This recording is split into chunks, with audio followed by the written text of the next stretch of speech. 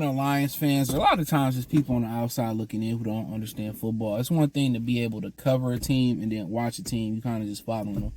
Like, people who religiously watch a particular team, like, let me use an example, the Pistons. People knew the Pistons didn't have a talent problem last year. We knew it kind of was a spiritual problem. Like, the spirit wasn't there. We only knew that because we watched it. We watched the games. We paid attention to it. So people who actually follow teams, I think they're more important. I think, when you have, like a Boston Celtics beat writer, I think they should be the one speaking about the team. A lot of the views that you get on Fox and weak ass ESPN, they both weak.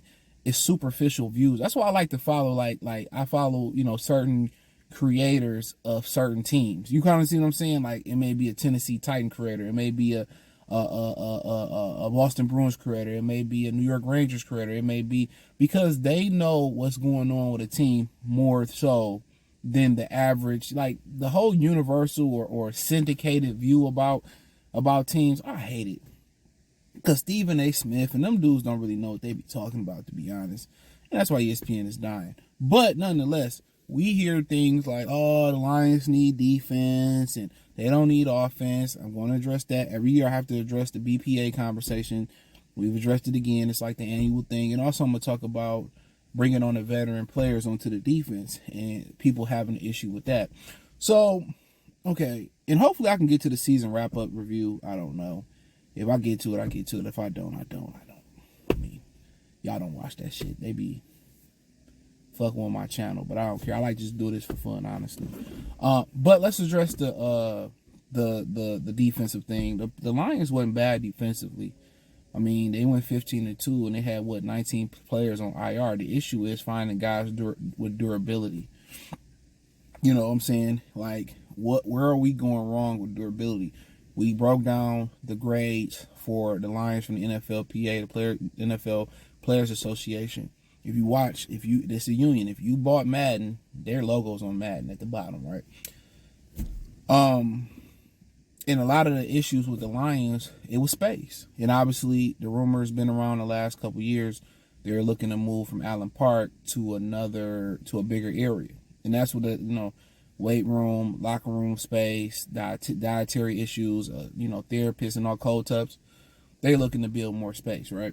And shout out to everybody that live like Clinton Township. I heard they building the biggest powerhouse, I think, in North America, maybe the world, that way. So the biggest one is in Novi right now in Michigan. But the biggest one, I think, bare minimum, North America, is going to be out there in Clinton Township. They got everything out there. Jolly Bees, the whole nine, right?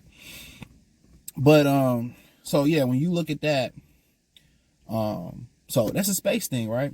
So it's nothing that they really can change, right? So, and that's going to really hurt the economy out there in Allen Park too. I like on top of the drive. I used to stay that way, but it depends where they move at, right? So it's nothing they can change, but and maybe they get better, attrition, with better resources in a bigger facility. That's why I brought that point up. So my thing is this: when people start talking about the defense, really it wasn't bad. You look at it, Jack Campbell, going into a third year, young, Anzalone, could they start to groom an heir apparent for him? Yes. But we know it take linebackers a year or two to really get their feet wet and start to hit their stride. So you probably wouldn't go high on a linebacker unless you really, really liked them, right? You look at the corner, you look at the cornerbacks, and Meek Roberts is what, 27, 28. You just drafted 2 rookie quarterbacks last year. You got Vitor, who's, a lot of people don't like, but he's there. He's got a lot of experience and he holds it down.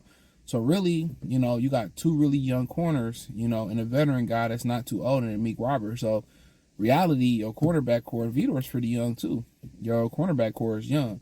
Look at your safeties. If you choose to bring back F.A. Malafanu, he's a good utility guy, young guy. Hopefully he can, stay durable. Brian Branch, Kirby Joseph, they both came in the last season with injuries, 1 foot, 1 hip, 2 young safeties in the league. So apparently you're pretty much young. Lee McNeil is finally starting to get to a second contract. Got to remember too, he was a 3rd or 4th round pick, so he didn't get the 5 years, so he's still fairly young. In reality, if he was a 1st round pick, he'd probably still be under that deal. Aiden Hutchinson's still under his rookie deal. You know what I'm saying?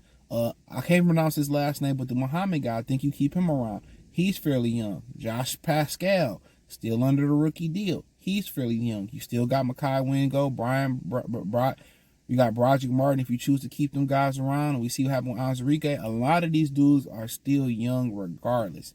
So when you talk about that defense, you probably won't bring Davenport back.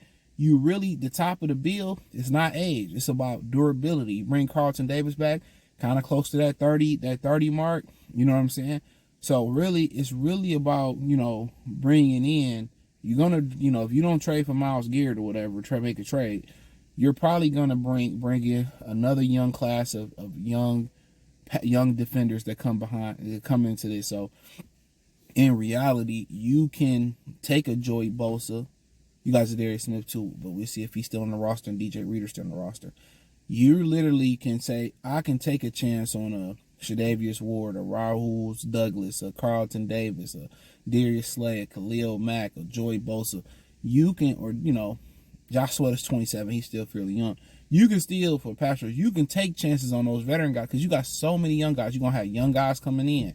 You're going to have young guys that's developed. So you can take chances, and really, their biggest issue is on the front side of that defense.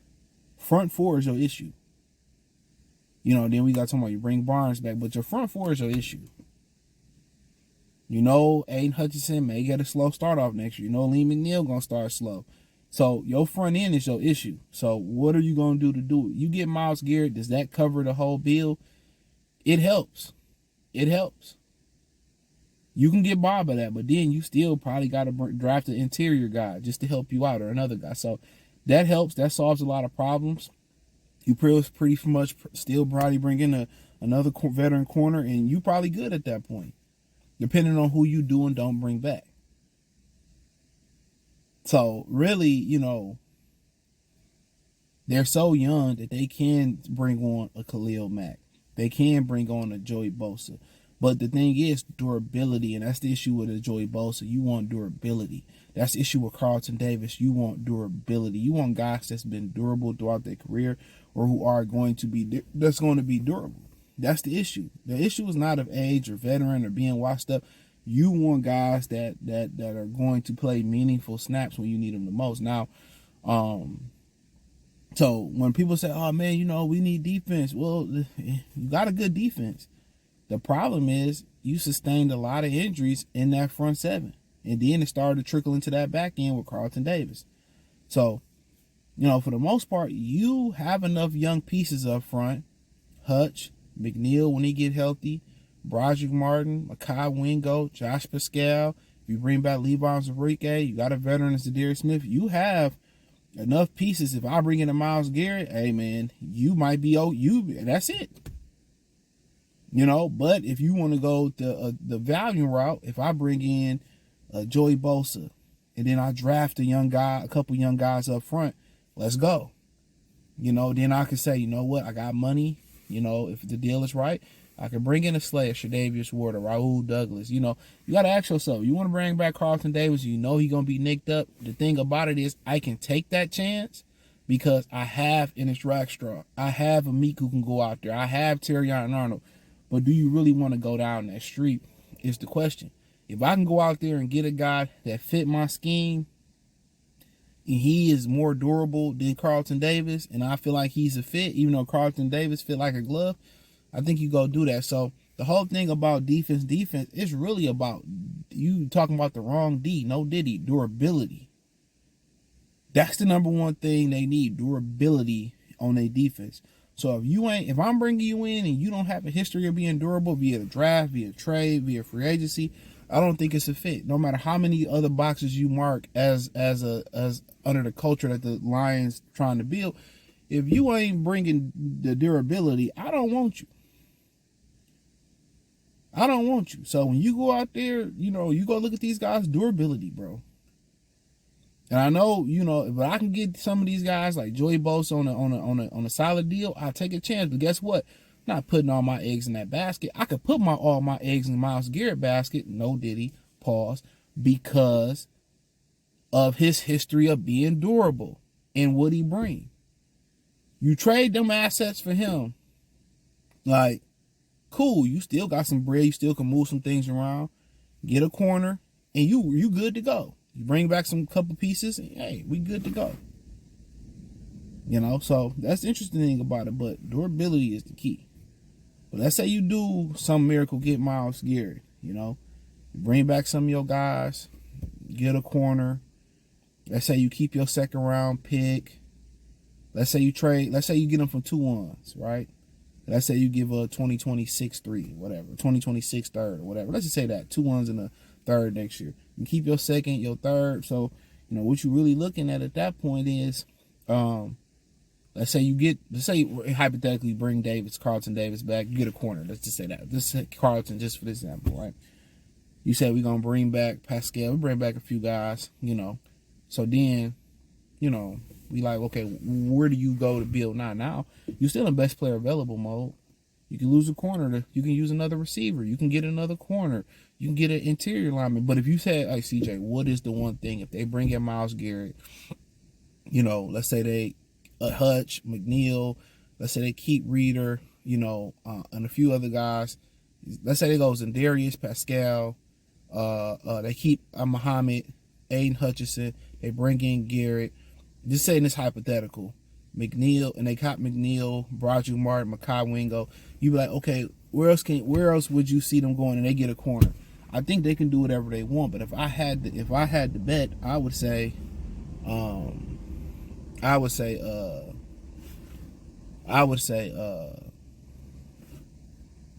quite frankly, I would say receiver, or just the receiver, don't matter. Somebody that can play the number 1 spot.